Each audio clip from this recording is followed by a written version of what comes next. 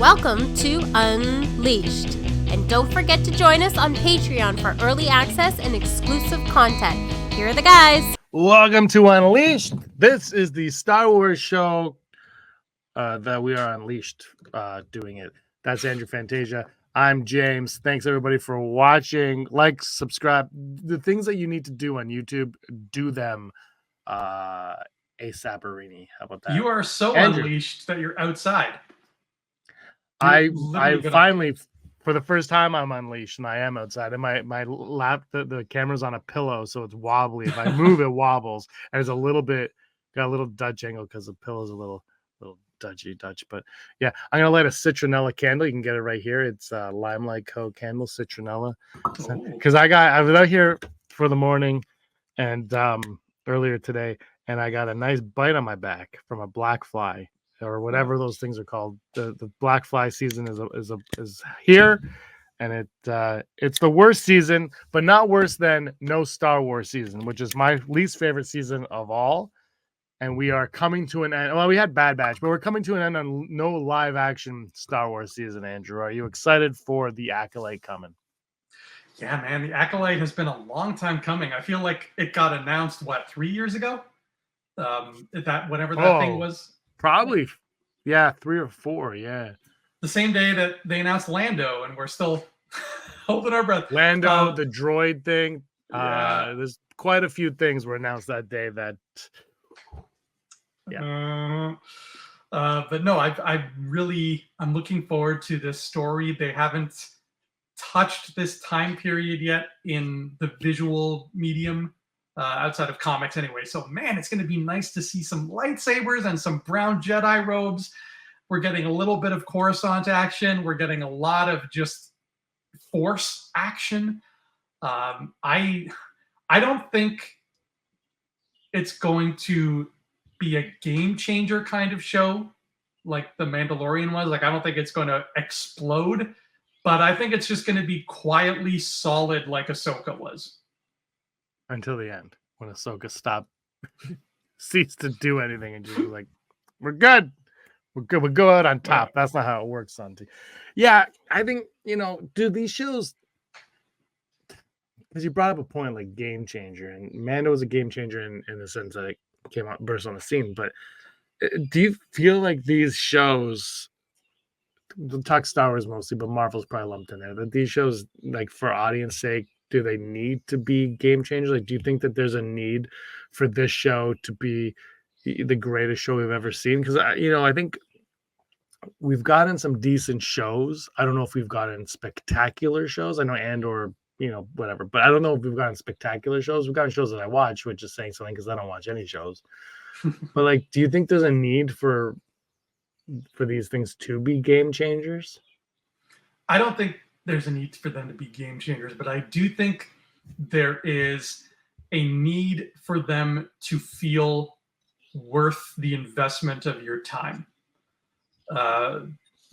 Because of the age we live in, where they really just want to shove streaming down our throats, it's created a weird culture in entertainment where it's just more stuff is getting made, but not because they want to tell more stories. More stuff is getting made because they want to have an excuse for streaming services to exist.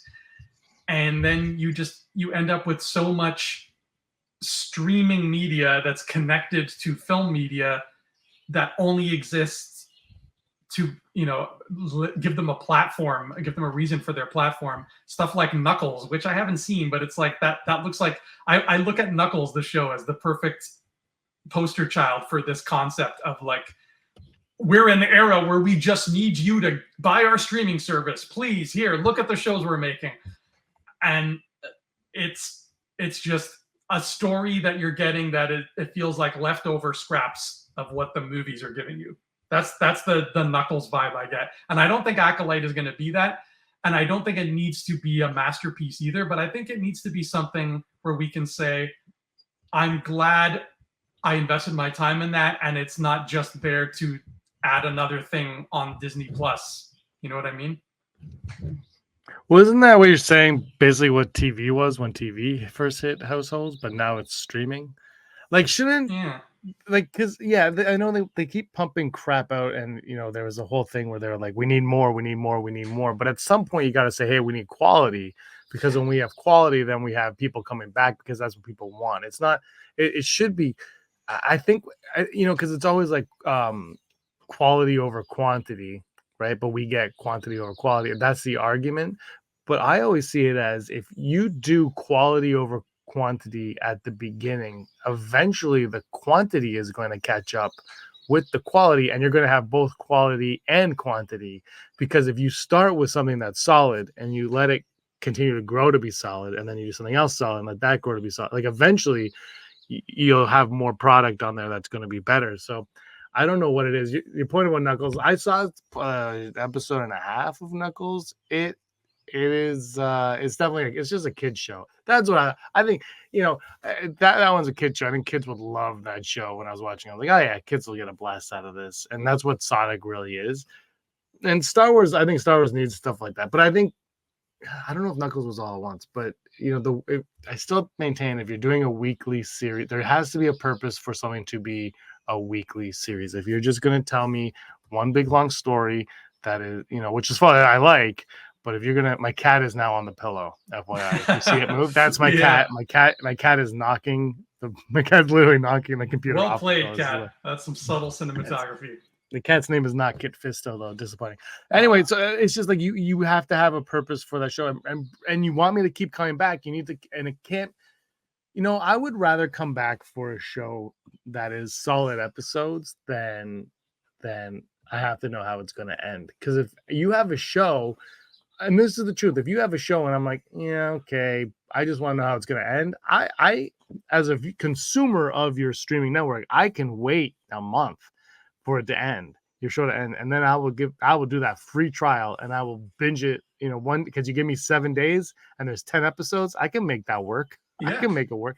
If I was, but if you give me strong weekly episodes every week, I'm like, that is why. Because I don't think we've had that since season 2 of Mandalorian. And I love Boba Fett, and I liked Ahsoka until the end, and Andor I loved. Andor was like everything. They had the arc, so it was 3 episodes, so it's still better. It's closer to Mando, but Mando was the only one where it's like every week. I'm like, okay, this is an episode. I think it was season 2 where you're like, did it too, though, where you're like every week you're like, this is an adventure. Okay, good. But now it's been like just one long thing, and Netflix has had it right on theirs. So, because Stranger Things, I don't think would be as effective if we watch that weekly. I think you need the binge watching of that, of a show like that. That's kind of, they make it like a giant movie anyways. And so it works with that model, but Disney's not doing that. They did it with Echo, which I've actually heard Echo kind of worked. I haven't seen it. I can't speak to it.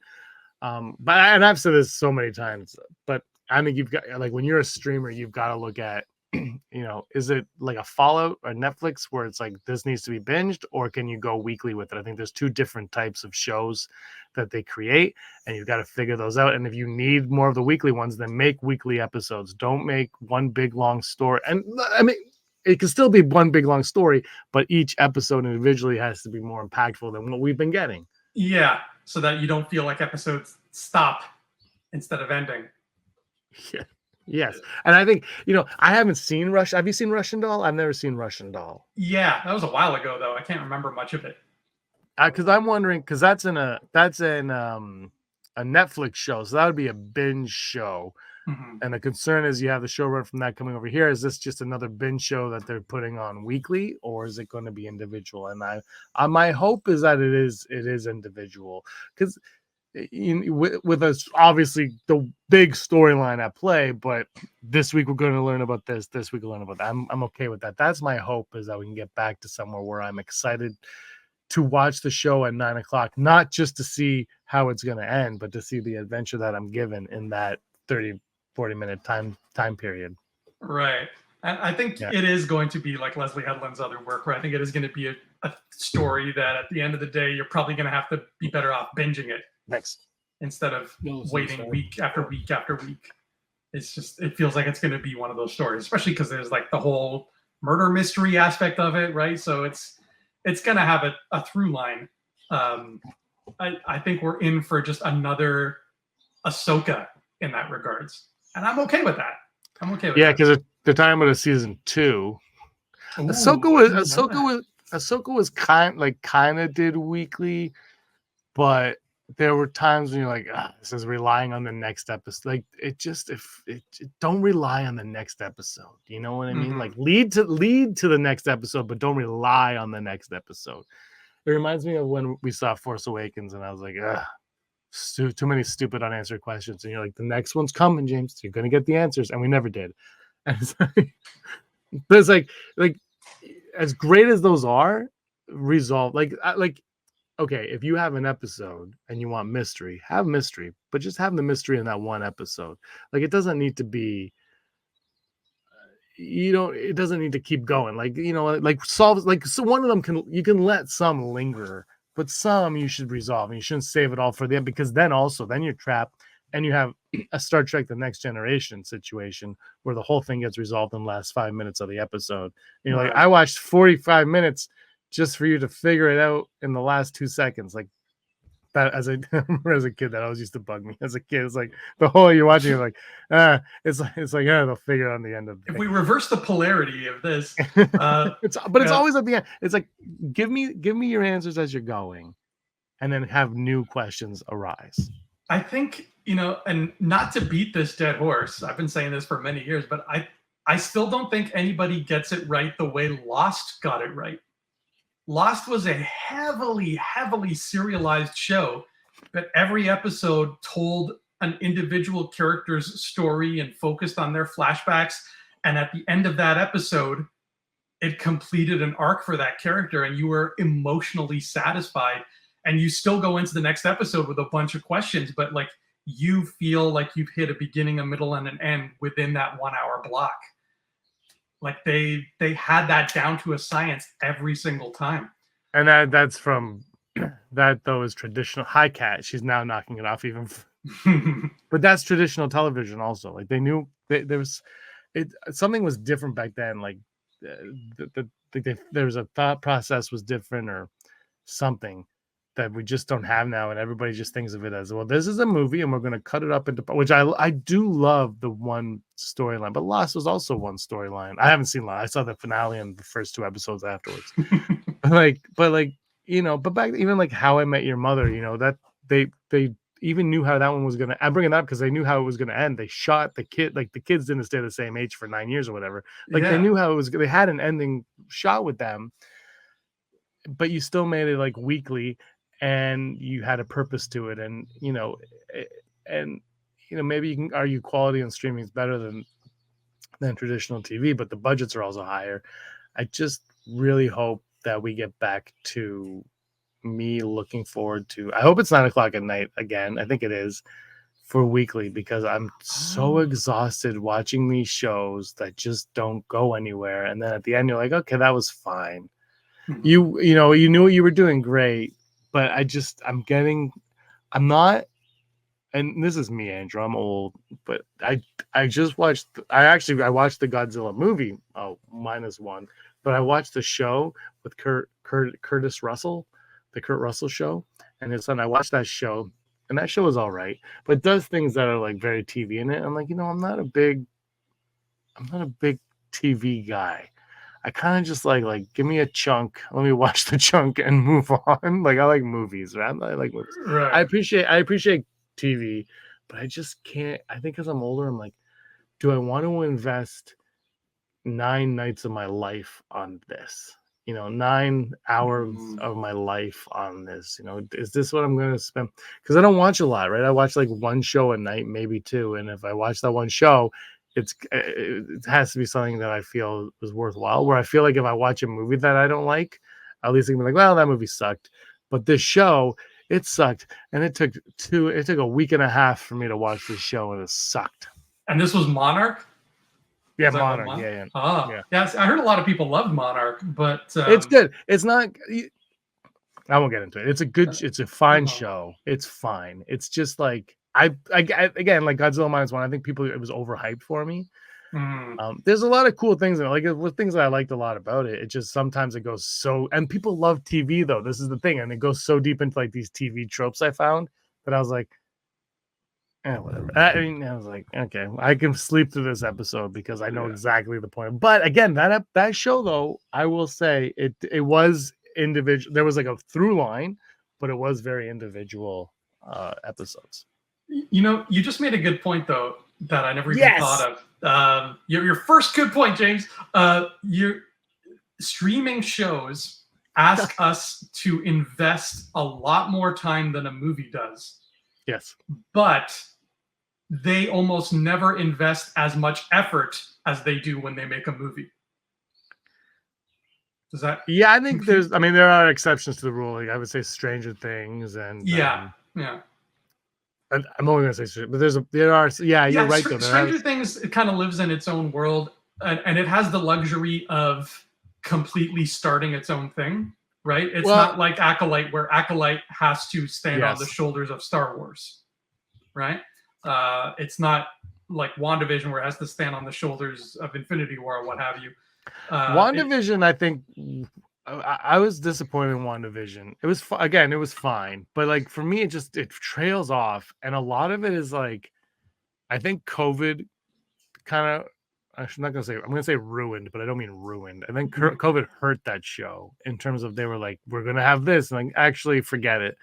And like there are things like that happen in it, and then Ralph Boner was the biggest douchebag move that Marvel's. That's probably the worst thing Marvel's done. I'm sorry, She-Hulk. It's probably Ralph Boner because they lied to the audience. It's just a straight lie, and you don't do that. And what annoys me about that, Andrew, thanks for getting me riled up, is that they're like, they lied to the audience, and then they said, "Oh, but we were allowed to."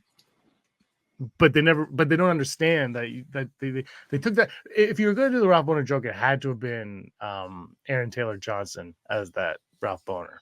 That's the only way Ralph Boner works. Yeah. And I don't even think that works, because you strung us along, and then you made it a bad joke. It's like a joke that would be in a Deadpool movie. No, those jokes are actually better. But like so anyway, WandaVision trailed off for me because I did think COVID hurt a lot of what they were going to do, and the problem with Marvel is the mystery box aspect to it is a little too strong sometimes, and it's like, I don't freaking care who your scientist is, just have them show up. Yeah, when the mystery box is just there because they know fans are giddy. And they're just, that's its own thing. I mean, I still love WandaVision. It's my favorite of their shows that they've done, but I get it. It wasn't without its little blemishes. Have you not seen Hawkeye? It takes place at Christmas. Hawkeye's close. Hawkeye's like I've only seen the two of them. I've actually only seen those two shows. No. Well, Werewolf's Night doesn't count. Yeah, I've only seen those two shows. Those are the only two Marvel shows I've seen. The two best ones, so you're in good company. Here's a question then. Answer. What's one thing you really, in your heart of hearts, really want to see in the Acolyte, and then one thing you really don't want to see in the Acolyte? Don't see is hard. I might have to think about that one, because I don't think about what I don't want to see often. I know I'm on Twitter and I should, but I just I don't. What I do want to see, I want to see, because the villain or whatever the hell that thing is looks cool, and I think I tweeted this out a little while ago that Star Wars fans have forgotten that Star Wars isn't about who's under the hood, under the mask. It's about how cool that mask looks. Like no one gave a crap about Boba Fett when they had the toy. Like Boba was just a cool looking toy. Like that's what Star Wars is, just cool looking characters and their toys. And so I don't care who's on. If it's someone under the mask, that's fine. I'm not I don't care. Like I like the look, but I do want to see a really intriguing villain, because I don't know if we've had one yet on TV. Like the Client was cool, but it was like whatever. Giancarlo Esposito was cool. What about Balin Skull? He didn't float your boat? But he just stops. He just stops. It's like Ben Skull was, but he just stops. And was he even a bad guy? We haven't got anywhere yet with him. So it's like he was on the path. But I want to see a cool. Yeah, I forgot about Ben. But I do. I want to see a fleshed out villain with a purpose, who definitely uses the dark side. Because Ahsoka really, when Ezra showed up in Ahsoka and lit the lightsaber in the ship, that was a moment where I was like, oh man, you know what? I miss these things. I miss lightsabers. I was talking to Din about this earlier this week, where I was like, you know what I miss? I miss, like, in A New Hope when C-3PO is just wandering the desert and there's nothing going on, and it's just a John Williams score and a guy in a robot costume walking with some clock wipes. And I'm like, I miss that. And Ahsoka made me realize, on top of what missing about that, I miss Luke Skywalker igniting a lightsaber in Obi-Wan's hut, not knowing what it is, looking at it, and you just hearing the sound and just letting that happen. I hope we get moments like that, and I hope we get a fleshed out villain that makes us go, okay, this is, I don't want a villain that's more powerful than She-VP. I hate when they're like Snoke. I don't care about your Snoke. I care about, like, give me a villain, an intriguing villain. It could be, honestly, it could be a bounty hunter or what, like, you know what I mean? Like, it could be whatever. Just make the villain intriguing, and don't make you know what? And here's what I don't want, Andrew Fantasia. I don't want any redeeming qualities in my villain. Ooh. I don't want you to pretend that my villain can be a good guy. I don't want him to think that he's the good guy. I want the villain to just be bad. Like what Kylo Ren kind of was for a minute. Like, I want him to be like, I am the bad guy because I hate the good guy. The end. Let's move on. And that's all I want. That is what I don't want, and that's what I want, Andrew. How about you? I like those answers.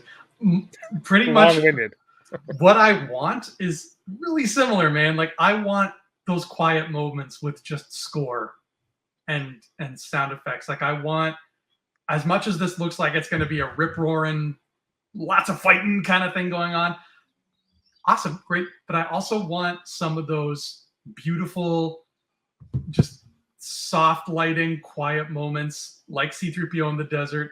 I think we got some of those in those really early Mandalorian episodes, like the Egg episode, right? Like there's moments like my favorite. Where it's just like, yeah, it feels like an 80s Star Wars. I want some of that, just because that environment, it's an aesthetic. It's a Star Wars aesthetic, and there's something about it, and it's pure magic, especially when the score hits just right. So I want to feel some of that.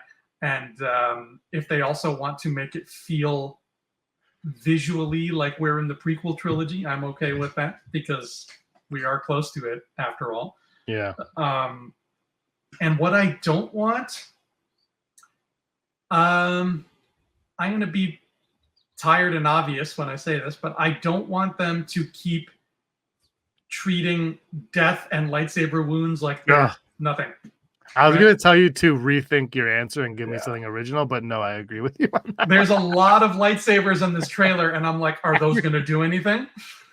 When they show a red lightsaber now, I'm like, nah. Yeah. Like, somebody's going to get a slight cut on their cheek. Yeah, right? Look out. You'll be back in no time.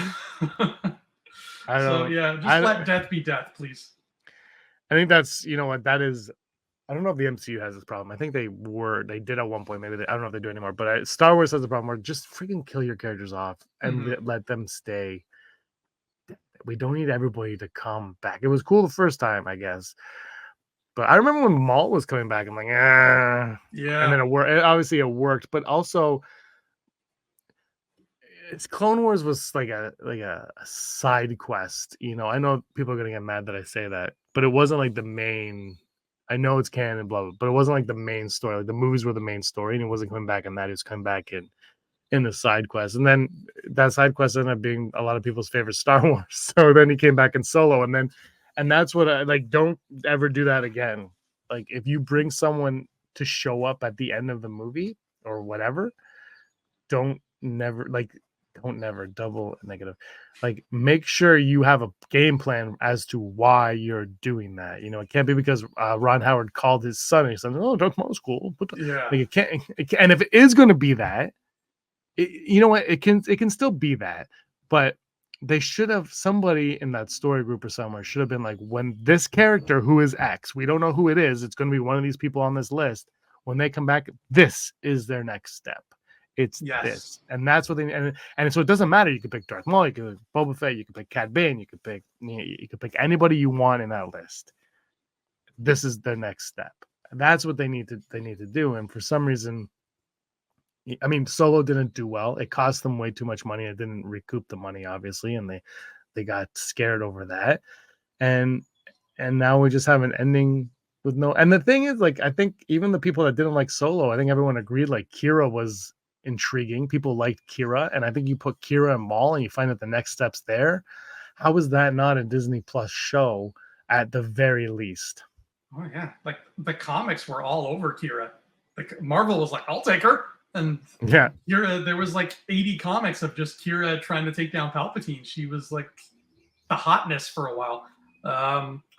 And we're in the middle of that again right now with Asajj Ventress, because Filoni, or maybe it wasn't Filoni, but they brought her back for Bad Batch, but somebody in story group said, "You're not finding out how she survived in Bad Batch. You're finding out how she survived down the line somewhere." So this takes place after she died? Yeah. I didn't know that. During the Clone Wars. No, I thought this took. Oh, I thought she died after the Clone Wars. No, it was close to the end, but I'm pretty sure it was Dooku who killed her. Like he shocked her, so it was before Revenge of the Sith. Yeah, I can't remember anything. There's too much going on. Mm-hmm. Star Wars is dead. Look, Acolyte though. I've said this. We talked about this last time, where I didn't really care for that clip that I saw. The more I see, I'm just like visually, I'm just not in love with the way it looks visually, which sucks for Star Wars. It looks like it's a TV show. But I'm really intrigued about the plot, and it's more live action Star Wars. And I'm like, bring it, let's go, let's see what we got. Yeah. And I want to know what the budget is for each episode, because Andor was way too expensive. But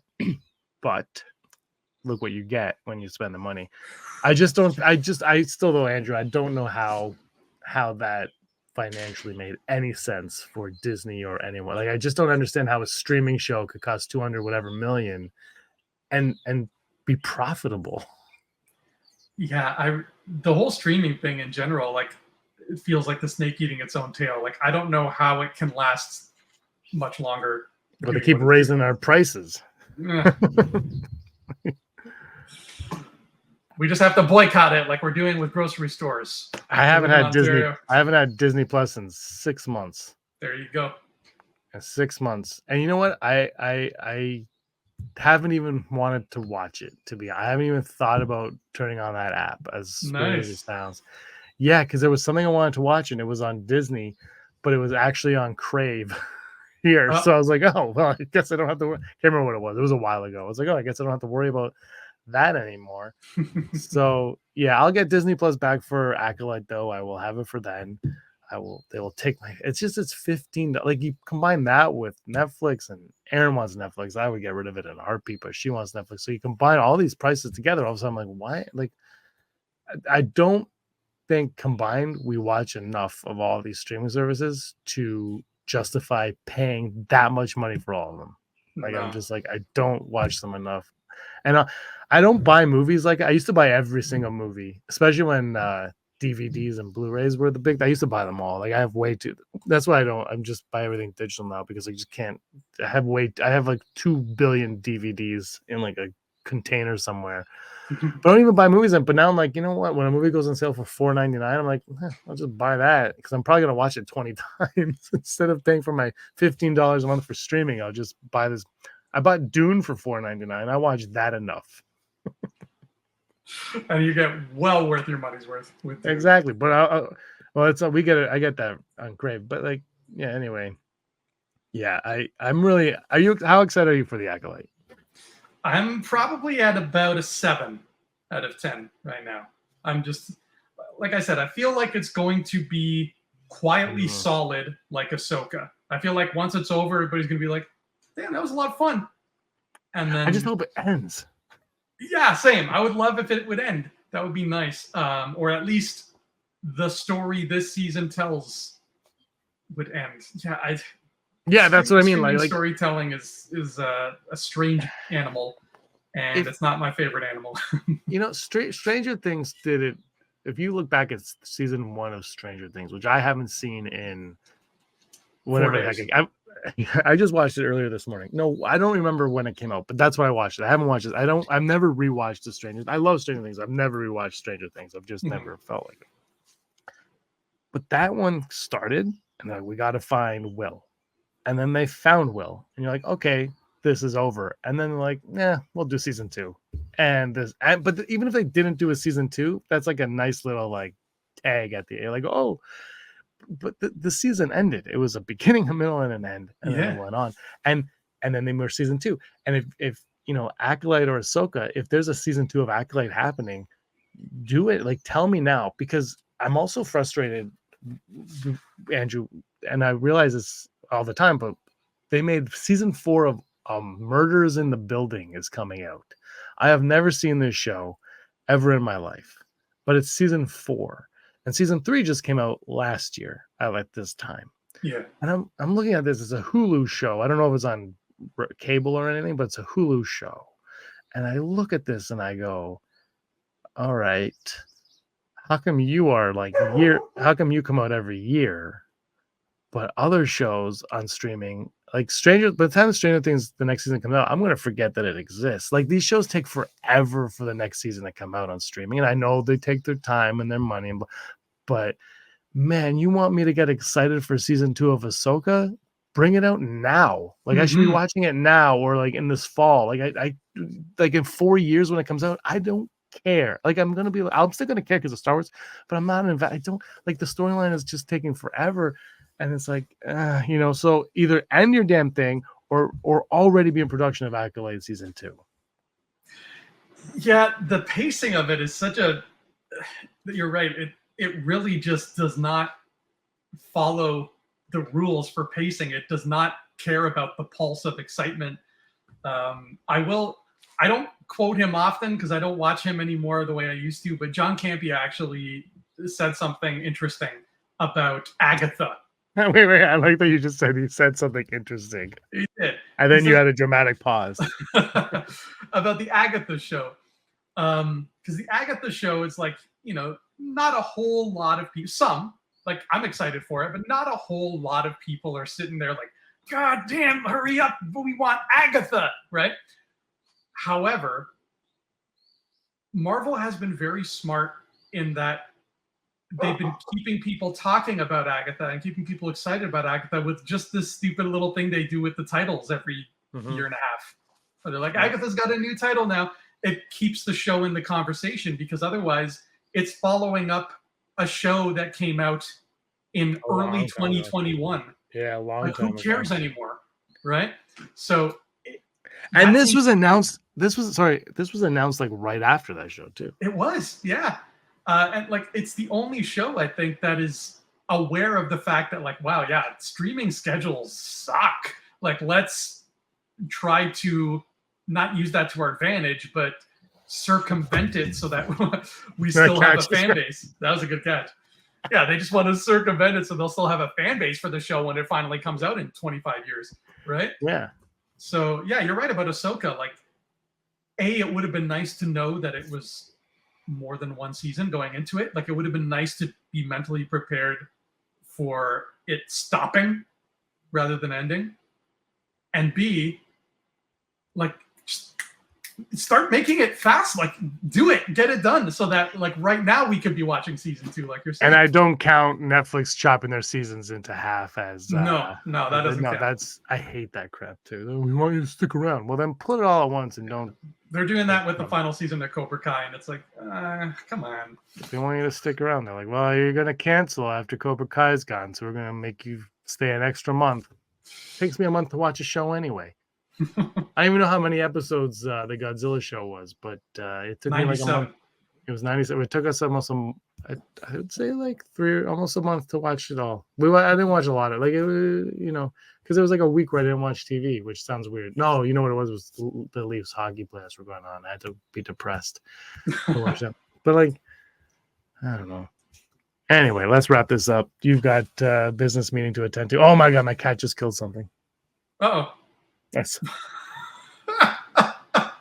That's why she jumped off the thing. She went to go. Oh my gosh, she's playing with it. All right, Andrew. Oh. It's hilarious. What a way to wrap it up. Andrew, anything else you want to say or plug your books or anything?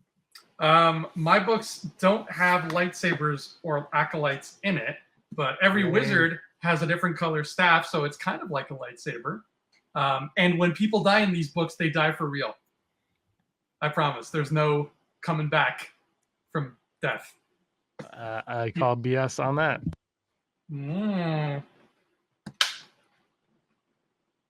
Dead is dead.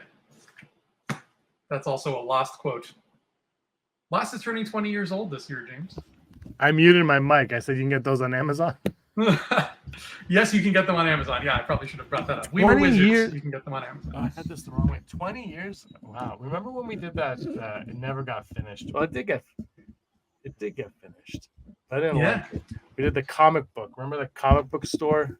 Dude. Yeah. That was the day of the finale, I believe. It was close to the finale, but it was a big episode. You're like, I gotta go. Lost is on. I'm like, jeez. What the heck is? You get lost. Yeah, that was I think I still have that somewhere. It was okay. It didn't turn out the way that I loved, though. I made a lot of mistakes on that one, to be honest. I made a lot of mistakes. Where was that store? Oakville. It was Brock's. It was Brick's comic shop. It was Brock's comic shop. Oh, that was nice of them to let us film there. It was a really nice store. It was a really nice store. Yeah. It was fun. That was the one. That was 14 years ago. How long was Lost on the air for? From 2004 to 2010. Yeah, to May 2010. 6 years. So it was 14 years ago exactly. All right. Well, you go enjoy your rewatch of Lost. And maybe I'll watch the third season one day. Just the third season. Third episode. Third episode. No, just watch the third and then take notes. Season 3 is when it gets good, though. Season 3 is when you're like, oh, I have to. The only thing I remember about Lost was when it first started. I was watching late night TV, and was it Later with Carson Daly? Was that his show? Later with Carson Daly was on, and he had like Matthew Fox or someone on. He goes, "Let's talk about Lost. You're on an island, and there's monsters on the island." And I'll never forget that. And they were kind of like, "Yeah, but not really." And I was like, "I'm not interested in that show." And I never, honestly, before we wrap it up, I never watched. I watched Smallville and I watched Sopranos, and those were the only hour-long shows I watched until like Stranger Things. I don't watch hour-long dramas at all. So you only watch hour-long shows that start with S. Yes, that's true. That's true. Yeah, I've never seen like a Law and Order, an NCIS, or any of those. I've never seen any of those. And I did watch Walking Dead. So Aaron made me watch Walking Dead, and I got into it, and then I hated it. Mm-hmm. Yeah, so that was the other one I watched. But yeah, I never watched. I've never been an hour-long drama guy. Give me a half hour, give me 22-minute hilarious episode, and I'll be on my way. See you later. That's fair. Maybe Acolyte will be hilarious. We don't know. We do know it's going to be short episodes though. Yeah, that's right up my alley though. Like, let's go. I'm not. Look. I know you like long, but if you want to make it long, make a damn movie. Like, just make it. Like, give me as a thing. Again, I would say this every week, I think, but everyone complains about the length that they're too short, but no one's ever said like an episode of Mandalorian has had too much fat in it. You know, it's like, I was good, but it dragged. No, because you cut the fat out, you give it the 30 minutes, and you don't need it to be any longer or any shorter. It is what it is, and just move on. Mm-hmm. That's how I feel. Because Rebels was a great show, but I thought they were too short, those episodes. Like, some of them needed to be a little bit long. Maybe only like 5 minutes longer, maybe 10. But some of them need a little, so anyway, now they get to live in that world where they can make it whatever they want. All right, Andrew, we're going to wrap it up. Thanks for joining me today. You have a wonderful day. We'll talk soon. Everybody enjoy. This is Unleashed. I'm outside. It's a long weekend. It's a long weekend in Canada. Yeah. And may the force of others be with you. Always. Hey, scumbags. Thanks for watching. Don't forget to give us a thumbs up on our video. As always, please subscribe to our YouTube channel, Rebel Scum Podcast, for all the latest videos.